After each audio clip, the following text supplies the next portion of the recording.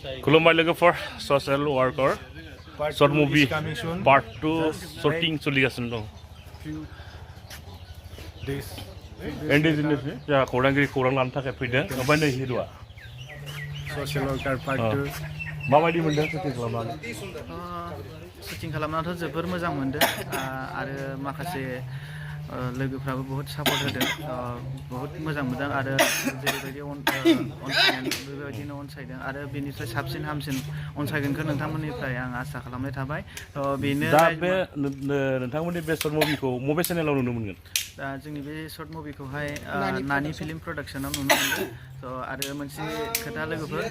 जेरैबायदि नैबे social worker part 1आ एसे सर्ट जादोंमोन 12 मिनिट 45 सेकेन्ड जादोंमोन एबार नेक्स्टआवहाय माने जोङो बेनिफ्राय बांसिन गोलाव बानायनो नाजादों आरो नैबे पार्ट 2आवहाय एक्सन सिनबो नुनो मोननाय जागोन आरो दाथ' सोलिगासिनो जाबाय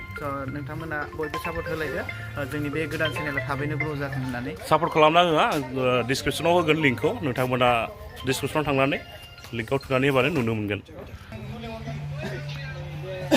बोरै नांदों मोजां मोजां ना दा आङो मेन हिसाबै जेनेबा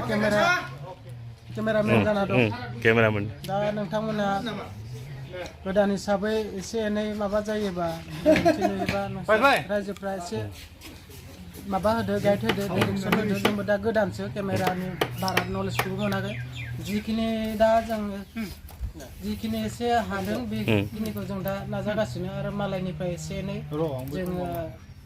माबा लागासिनो माने दा बेखिनियानो दा जोंहा शुटिं सोलिगासिनो बावैसो सिगाङावनो नुनो मोनगोन नोंथांमोना बाजैनिया मामोनलाय रला बिमा एक्ट्रेस बिमा हामारथारदों माथो ना दानिया बोरै नांदों मोजां एक्ट्रेसनिया पार्टआ थिगानो सापर्ट खालामबानो जाबाय लोगोफोर नोंथांमोना सापर्ट खालामदो बेनिफ्राय आं बे माबानि चेनेलनि लिंकखौहाय आङो डिसक्रिपसनावहाय होगोन नोंथांमोना डिसक्रिपसनाव थांनानै लिंकआव थुनानै नायब्लानो नुनो मोनगोन बेखिनियानोसै